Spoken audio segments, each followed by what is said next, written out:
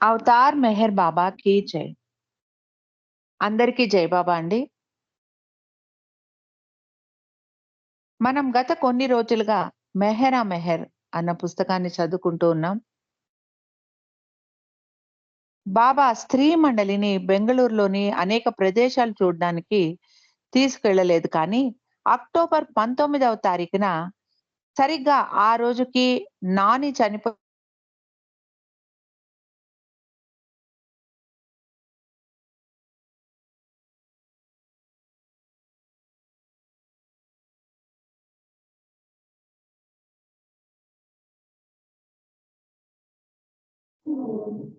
దసరా వేడుకలు చూపించడానికి బాబా మైసూర్ తీసుకెళ్లడం జరిగింది. డాన్ బ్లూ బస్ నడపగా ఎలిజబెత్ బాబాను మరియు మెహ్రాను మరికొందరిని తన కారులో తీసుకెళ్ళింది.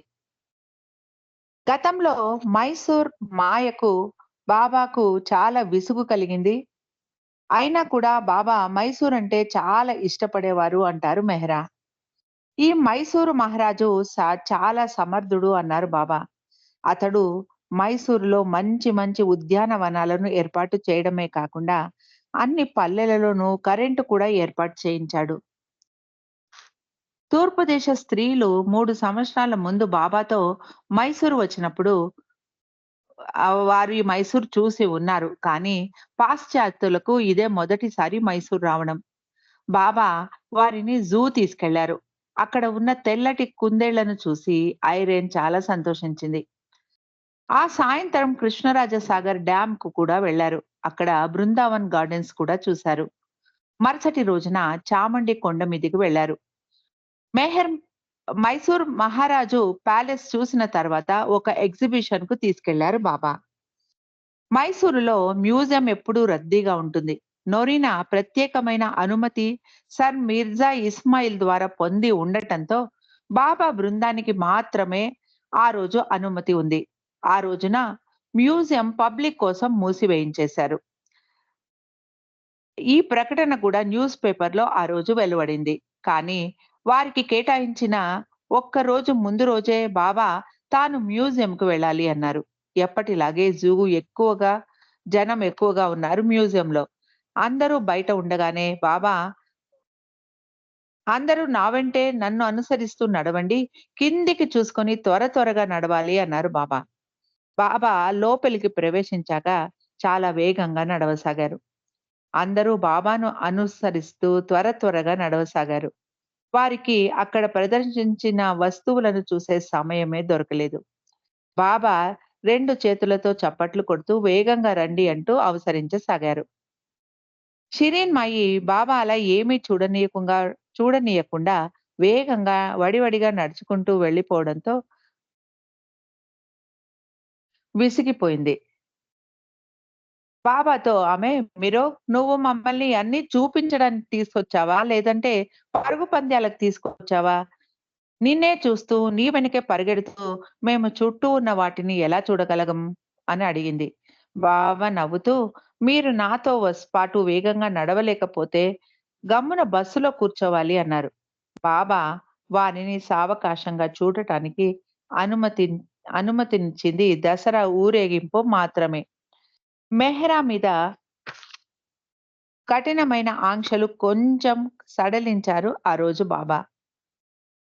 అందుకే ఆమె ఆ ఊరేగింపును చూడగలిగింది.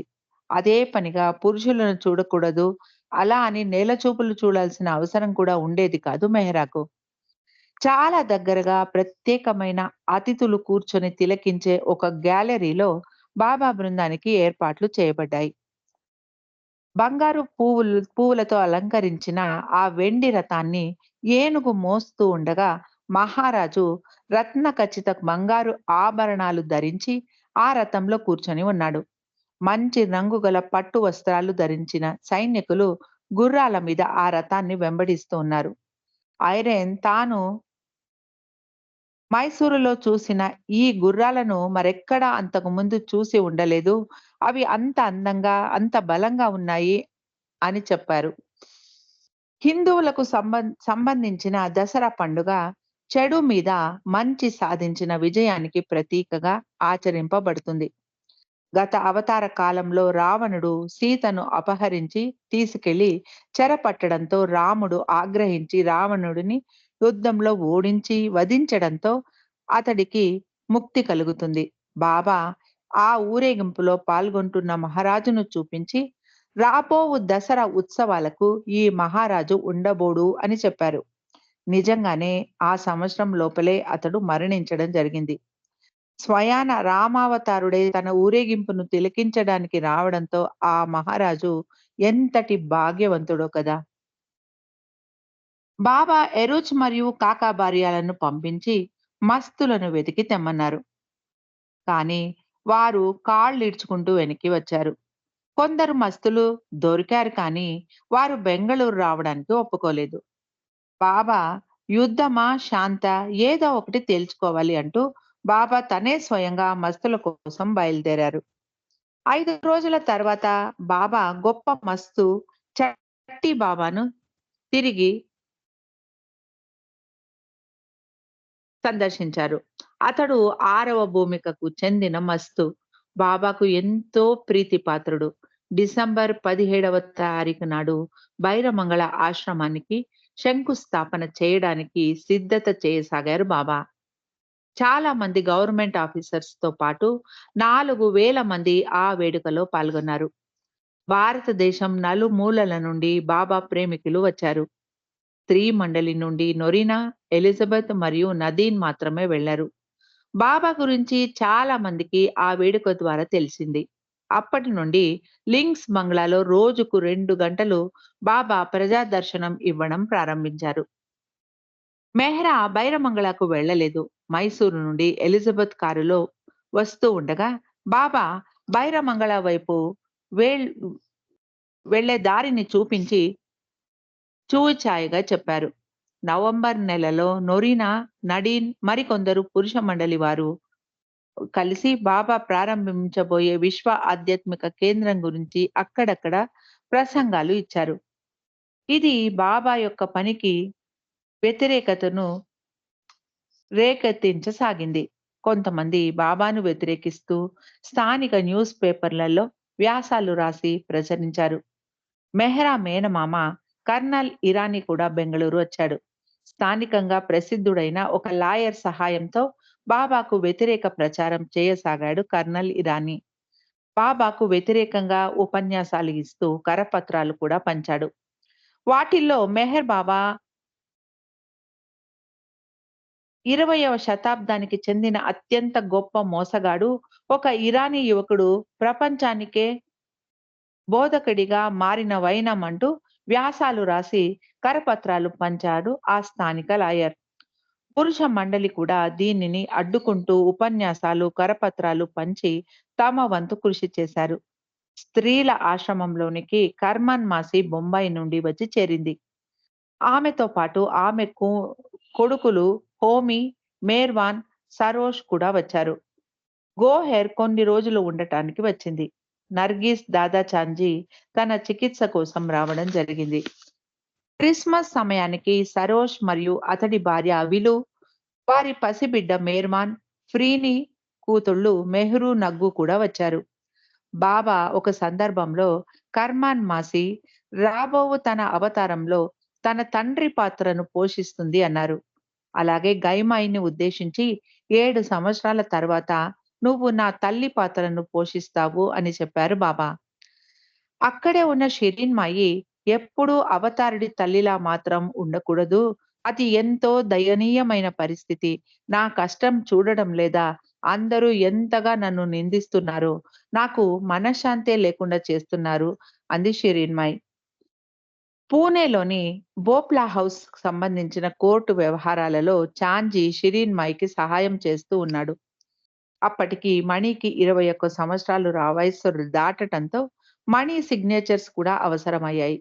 అందుకని చాంజీ షరియర్ షా షిరిన్‌మాయిని, మణిని కారులో తీసుకొని బెంగళూరులోని ఆఫీస్‌కి తీసుకెళ్ళాడు. ఇన్ని రోజులు ఏకాంతవాసంలో ప్రపంచానికి దూరంగా ఆశ్రమ జీవితాన్నే సాగిస్తూ ఉన్న మణికి ఇలా తల్లితో బయటికి రావడం ఒక పెద్ద సాహస కార్యంలాగా ఎంతో ఉత్సాహాన్ని ఇచ్చింది.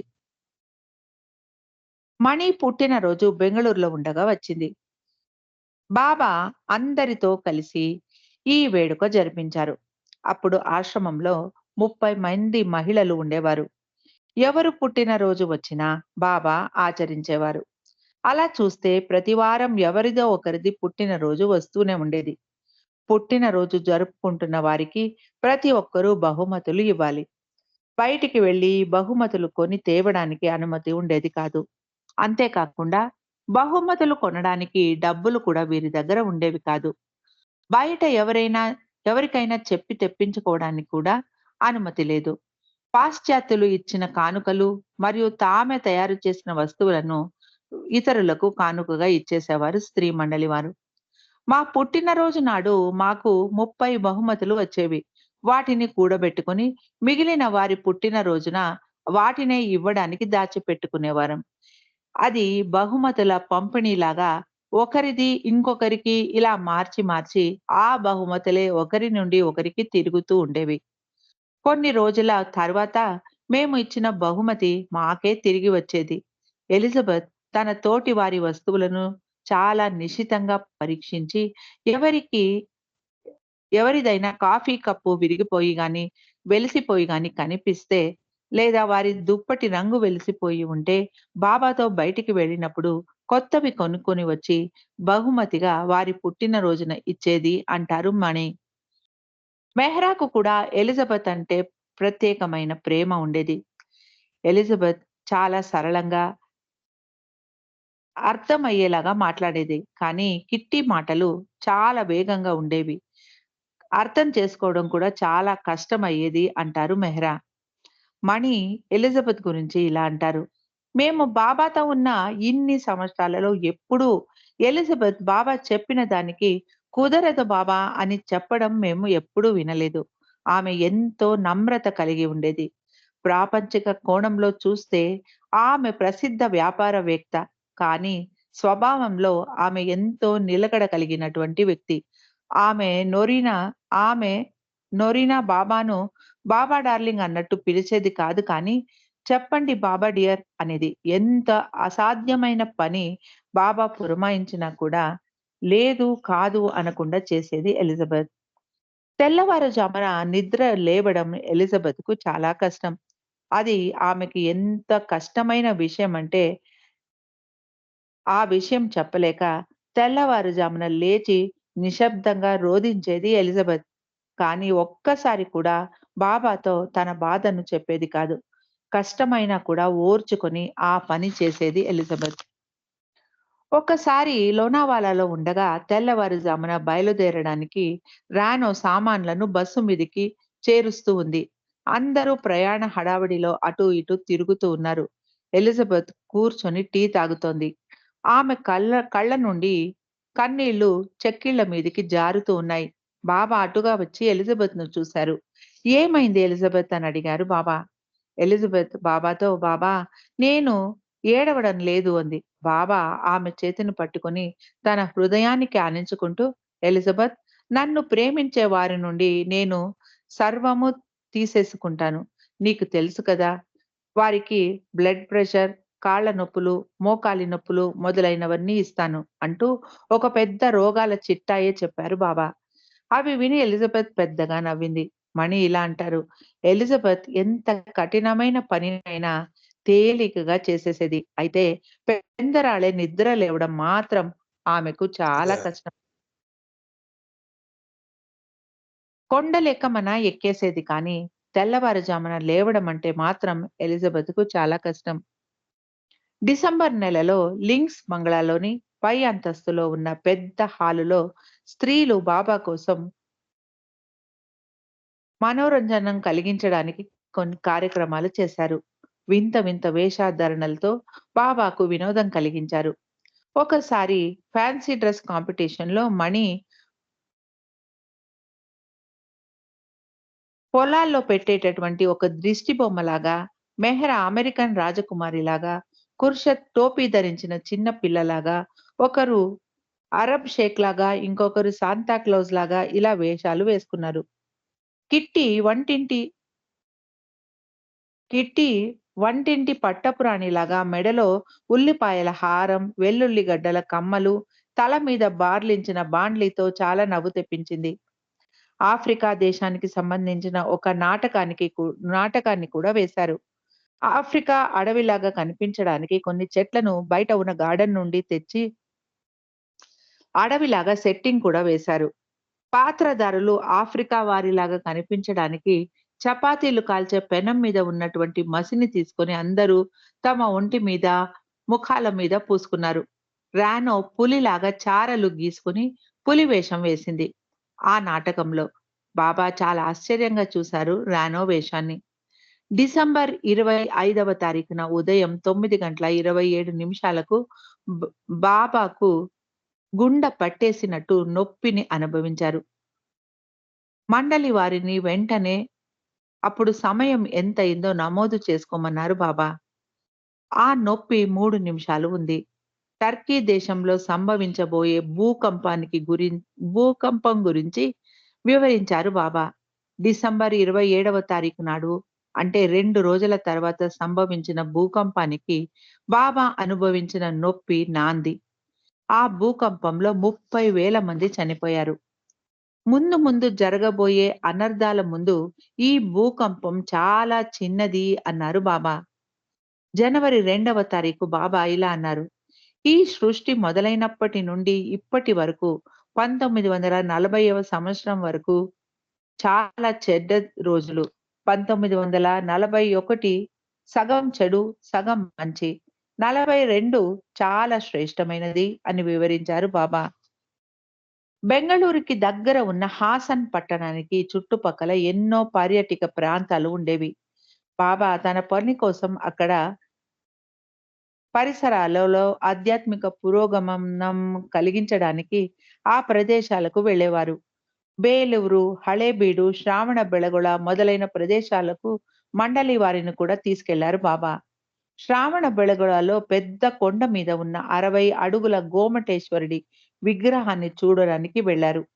ఆ విగ్రహం ముందు మేము చిన్న చీమల్లాగా కనిపించాము అంటారు మెహ్రా. ఈ బ్లూ బస్ యాత్రలో చాలా ముఖ్యమైన కొన్ని కాగితాలు కలిగిన ఒక బ్రీఫ్ కేస్‌ను ఖుర్షద్‌కు ఇచ్చి దాన్ని భద్రంగా ఎప్పుడూ తన వద్దనే ఉంచుకోమని ఆదేశించారు బాబా. ఒక్క క్షణం కూడా దాన్ని పక్కన పెట్టడం కుదరదు అన్నారు. ఇప్పుడు ఆ పెట్టె ఆ పెట్టెను కొండ ఎక్కేటప్పుడు కూడా ఖుర్షద్ తనతో పాటే ఎత్తుకొనే ఎక్కింది. అలా బ్రీఫ్ కేస్‌ను కూడా ఎత్తుకొని నడవడంతో నీరసించిపోయింది ఖుర్షద్. రాత్రిళ్ళు పడుకునేటప్పుడు కూడా ఆ బ్రీఫ్ కేస్‌ను తలగడలాగా పెట్టుకొని పడుకునేది ఖుర్షద్. అందులో ఏముందో ఖుర్షద్‌కు తెలియదు. బాబా ఏం చెబితే అది చేయడమే మా పని అంటారు ఖుర్షద్. ఈ మొత్తం ప్రయాణంలో ఖుర్షద్ దృష్టి మొత్తం ఆ బ్రీఫ్ కేస్ మీదే ఉండేది.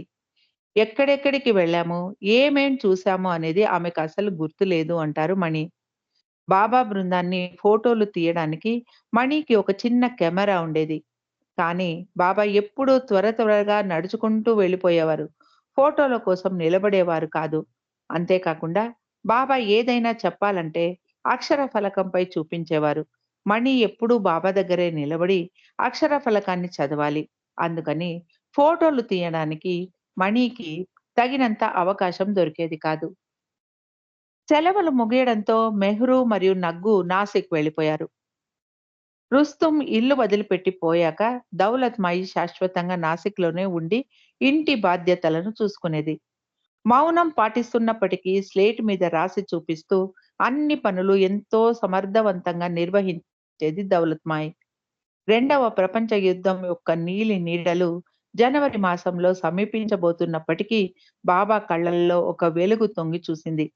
రానో బాబా తలకు పాగా కట్టుకొని మెడకు స్కార్ఫ్ వేసుకొని ఉన్న పెయింటింగ్ వేస్తోంది. దానికి 'ద బిలవెడ్' అని పేరు పెట్టడం జరిగింది. ఆ పెయింటింగ్ వేయడం పూర్తి చేసింది రానో. దానికి బాబా తన స్వహస్తాలతో ఎడమ కంటి దగ్గర రంగు అద్ది ముగింపును ఇచ్చారు. 1940 ఫిబ్రవరి 18వ తారీఖు నుండి బాబా మస్తు కార్యక్రమం తీవ్రంగా చేయసాగారు. రోజుకు ఒక కప్పు పాలు తీసుకుంటూ కఠిన ఉపవాసాన్ని కూడా మొదలుపెట్టారు. బాబా రోజుకు అరగంట ఆంతరిక కార్యాన్ని చేసేవారు. ఆ సమయంలో ఎవ్వరూ ఎలాంటి శబ్దము చేయకూడదు. స్త్రీ మండలి వారికి ఎలాంటి పని చేయకుండా అరగంట సేపు నిశ్శబ్దంగా కూర్చోమని బాబా ఆదేశించారు. తాను చేస్తున్న పని చాలా ముఖ్యమైనది అవ్వడంతో తమ చుట్టూ పరిసరాలు ప్రశాంతంగా ఉండాలి. అందుకని ఒకరి మీద ఒకరు కోపం ప్రదర్శించకుండా, ఎలాంటి భేదభావాలు లేకుండా సామరస్యంతో ఉండాలి అని బాబా స్త్రీలను ఆదేశమిచ్చారు. బాబా పనిలో మా వంతుగా బాబా ఆదేశించినట్టు మేము నడుచుకోవాలి అని అనుకునేవారు స్త్రీ మండలి వారు. అయితే ఎంత జాగ్రత్తగా ఉన్నా ఒక్కసారి ఇలాగే మనస్పర్ధలు పెరిగి ఒకరిని ఒకరు తిట్టుకున్నారు స్త్రీలు. బాబా అది విని చాలా కోప్పడ్డారు. "మీరు నాకు విధేయత చూపకుండా పోతే నాతో ఉండి ఏమి ప్రయోజనం? కేవలం కొన్ని రోజులు మిమ్మల్ని నేను కోరిన విధంగా ఉండమని అడిగాను. అది కూడా మీరు చేయలేకపోయారు. ఇది నా ఆంతరిక కార్యానికి చాలా చాలా ముఖ్యం అని నేను చెప్పాను. మీకు నేను నొక్కి నొక్కి చెప్పినా మీరు నా పనిలో సహాయపడలేకపోయారు" అంటూ బాబా మందలించారు. మార్చ్ 6వ తారీఖు నాడు బాబా ఇలా అన్నారు. "కొన్ని వేల లక్షల రంధ్రాలు నా శరీరంలో ఏర్పడుతున్నాయి. ప్రపంచంలోని కల్లోలమే దీనికి కారణం. కానీ నాలోని అనంత ఆనందం, అనంత శక్తి కారణంగా నేను ఆ బాధను భరించగలుగుతున్నాను" అన్నారు బాబా. మస్తు కార్యం ముగించుకొని మధ్యాహ్నం కొంచెం సేపు గ్రామఫోన్‌లో సంగీతం వినేవారు బాబా. అది ఎంతో ఉపశమనాన్ని కలిగించేది బాబాకు. బాబా బెంగుళూరు నుండి బయలుదేరి బ్లూ బస్ యాత్రను కొనసాగించదలిచారు. 8 నెలలు బెంగుళూరులో నివసించిన తర్వాత ఏప్రిల్ 1వ తారీఖున బాబా మరియు మండలి వారు దగ్గర దగ్గర 40 మంది బ్లూ బస్‌లో మరియు 3 కార్లలో ప్రయాణమయ్యారు. ఎలిజబెత్ కారులో బాబా, మెహ్రా, మణి, ఖుర్షద్, నాజా కూర్చున్నారు. మిగిలిన వారు బ్లూ బస్‌లో ప్రయాణమయ్యారు. ఫ్రీని మరియు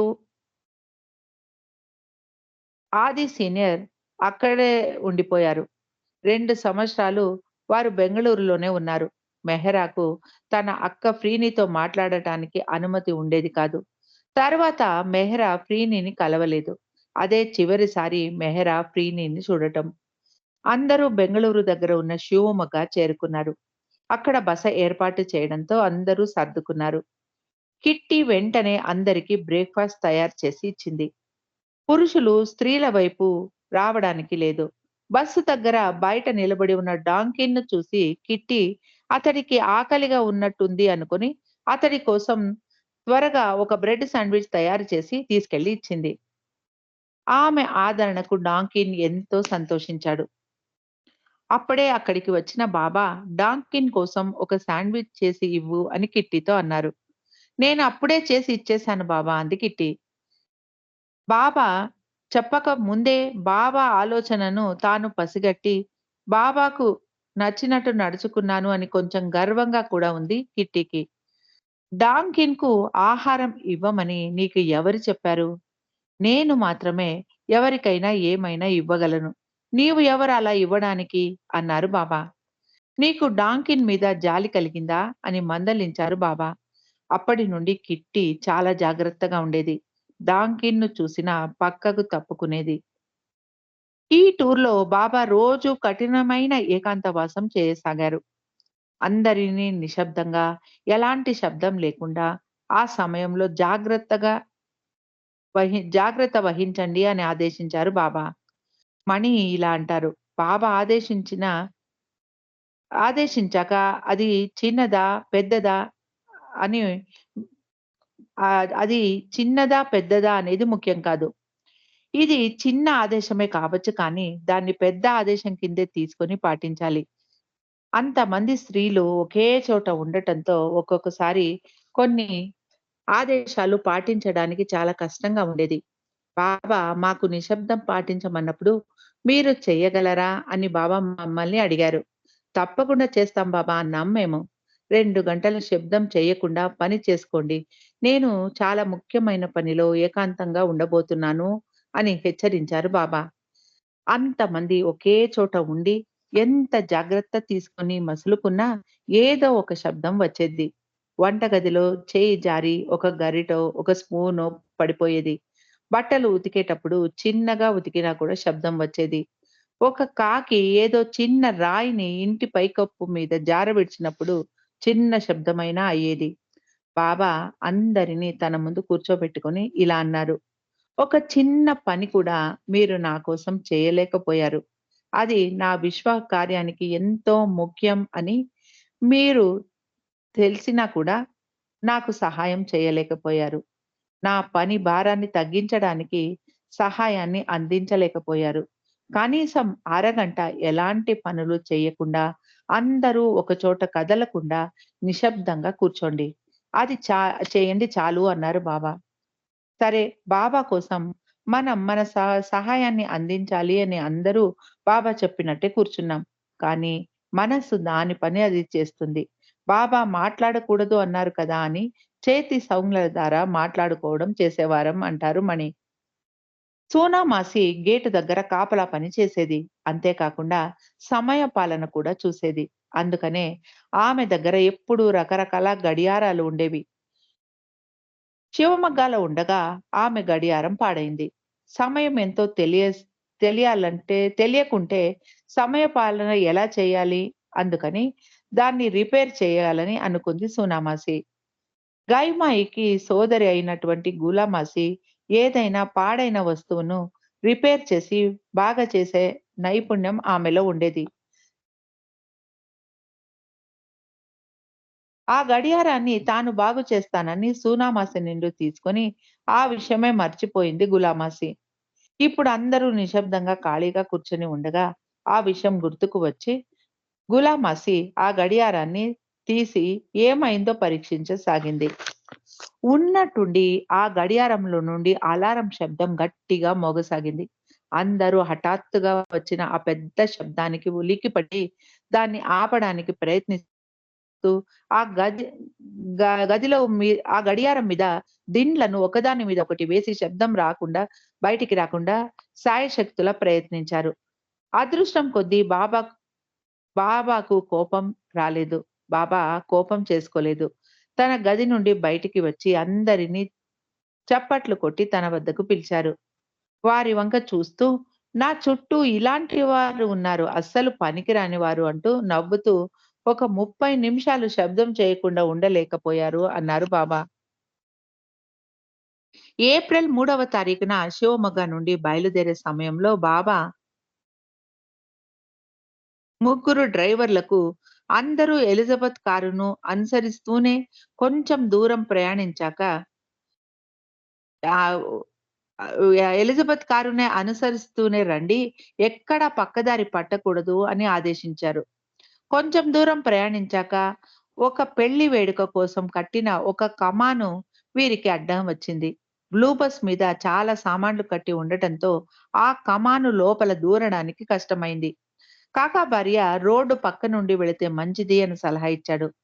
బస్సు నడుపుతూ ఉన్న డాంకిన్ బస్సును పక్కకి మళ్లించడంతో బస్సు చక్రం పక్కనున్న గుంతలో చిక్కుకుపోయింది. కూరుకుపోయిన బస్సు చక్రాన్ని వెనక్కి లాగడానికి చాలా ప్రయత్నించారు. అది వెనక్కి రావడం లేదు, ముందుకు జరగడం లేదు. బస్సులో ఉన్న వారిని కిందికి దిగకూడదు అన్నది బాబా ఆదేశం. బస్సులో ఉన్న పిల్లవాడు జంగు పెద్దగా ఏడుపు మొదలుపెట్టాడు. కాకా భార్య ఒక ఎడ్ల బండిని తీసుకొచ్చి బస్సును బయటికి లాగడానికి ప్రయత్నించాడు. కానీ ఏమీ లాభం లేకుండా పోయింది. ఇంతలో ముందుకు వెళ్ళిన బాబా కారు బస్సు ఎందుకు రాలేదో ఏదో ప్రమాదం జరిగింది అని మళ్ళీ వెనక్కి వచ్చారు. జరిగిన విషయం తెలుసుకొని కాక మీద ఆ అసహనాన్ని ప్రదర్శించారు బాబా. కాక తన ఆదేశాన్ని పాటించనందుకు కోప్పడ్డారు. తప్పైపోయింది బాబా అంటూ కాక లెంపలు వాయించుకుంటూ మీరే రక్షించాలి బాబా అని వేడుకున్నాడు. ఆ కమానుకు నష్టం కలగకూడదు అనుకుంటూ మీ ఆదేశాన్ని మర్చిపోయాను అన్నాడు కాక. నా ఆదేశం కన్నా నీకు ఆ కమానే ముఖ్యమైపోయిందా అని బాబా కాక మీద మండిపడ్డారు. ఎలిజబెత్‌కు చెప్పి తన కారును ఆ బస్సుకు ఒక తాడు కట్టి బయటికి లాగమని ఆదేశించారు బాబా. బస్సు వెంటనే బయటపడి రోడ్డు మీదికి రావడంతో కాకాకు చాలా ఆశ్చర్యం కలిగింది. కానీ అంతటితో ఆ అవాంతరం సమసిపోలేదు. అప్పటికి చీకటైపోయింది. బస్సు కొండలు, కోనల గుండా ప్రయాణిస్తోంది. చాలా మలుపులు ఉన్నాయి ఆ దారిలో.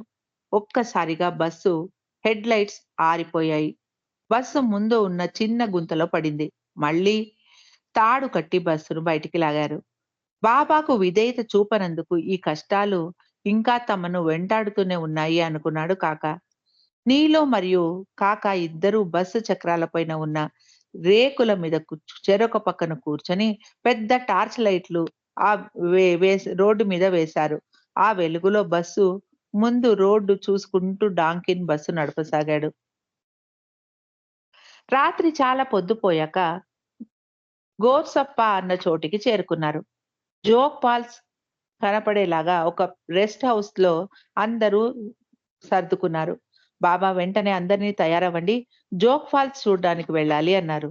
అంత దూరం ప్రయాణం చేసి ఉండటంతో అందరూ అలసిపోయి ఉన్నారు. ఎవరికీ జోగ్ ఫాల్స్ చూసే ఆలోచనే లేదు. రేపు చూడడానికి మనకు సమయం కుదరదు. ఇప్పుడే వెళ్ళాలి అన్నారు బాబా. ఒక పెద్ద విశాలమైన ప్రదేశంలో కుర్చీలు వేసి ఉన్నాయి. దూరం నుండి జోగ్ ఫాల్స్ అందాలు ఎంతో రమణీయంగా కనిపిస్తున్నాయి. పెద్ద గడ్డివామును గుండ్రంగా చుట్టి దానికి నిప్పు అంటించి ఆ జలపాతంలో వదిలిపెట్టారు.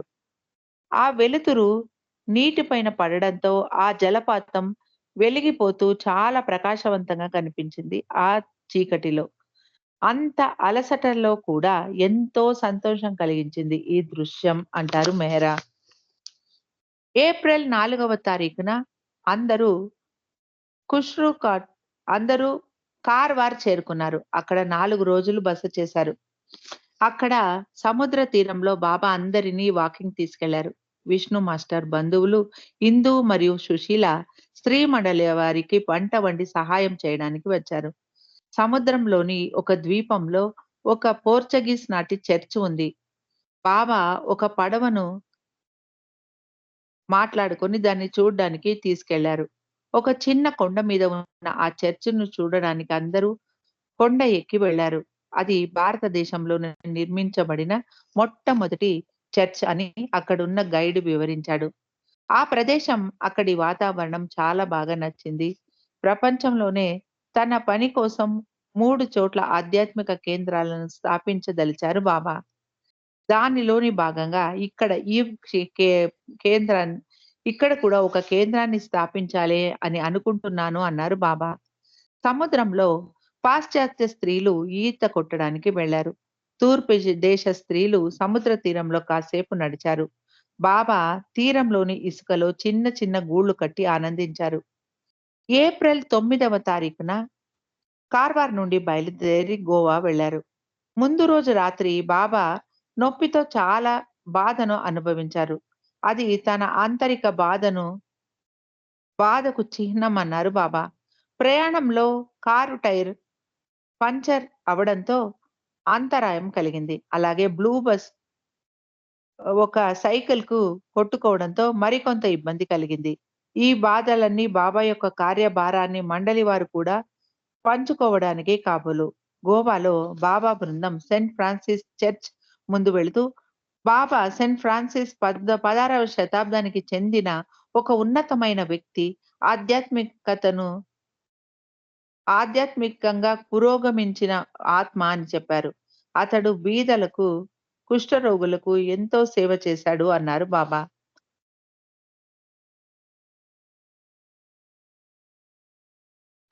బాబా ఆహ్, ఆ చర్చ్ గేట్ ముందు కారు ఆపించి ఎలిజబెత్‌ను పంపించి, ఆ చర్చ్ ఎక్కడ ఎన్ని గంటల నుండి ఎన్ని గంటల వరకు తీసి ఉంచుతారో తెలుసుకొని రమ్మన్నారు. అక్కడ ఒక వయసు మళ్ళిన వ్యక్తి మాసిపోయిన సూట్ ధరించి, తల మీద టోపీ పెట్టుకొని కనిపించాడు. ఎలిజబెత్ అతన్ని అడగగా, ఆ చర్చ్ ఎల్లవేళలా తెరిచే ఉంటుందని ఇంగ్లీష్‌లో చెప్పాడు. మళ్ళీ సాయంత్రం బాబా బృందం ఆ ప్రదేశానికి వచ్చారు.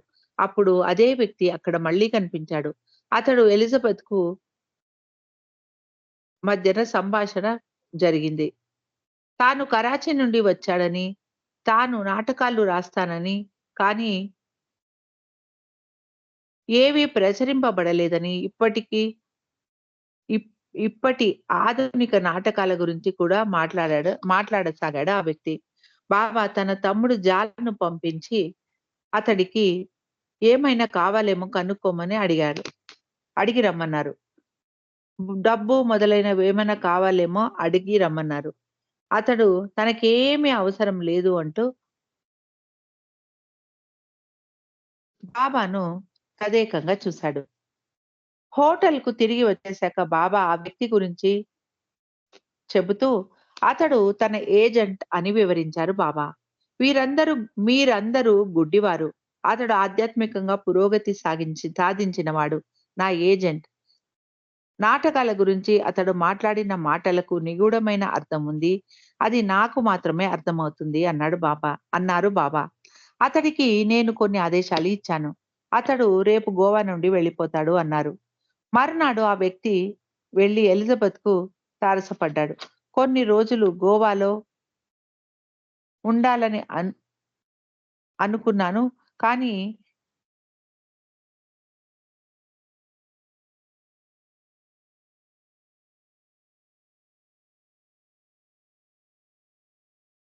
కానీ ఎందుకో చాలా వేడి ఎక్కువ కలుగుతోంది. ఏదైనా చలి ప్రదేశానికి వెళ్ళాలి అని అనిపిస్తోంది. అందుకే వెళ్ళిపోతున్నాను అన్నాడు ఆ వ్యక్తి.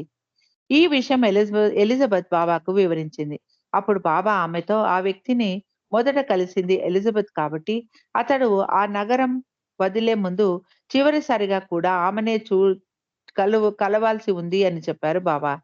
నార్వే మీద ఆక్రమణం చేయడం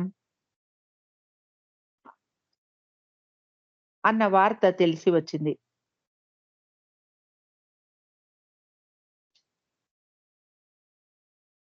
డెన్ డెన్మార్క్ మరియు నార్వే 2 శీతల దేశాలు కావడం గమనార్హం.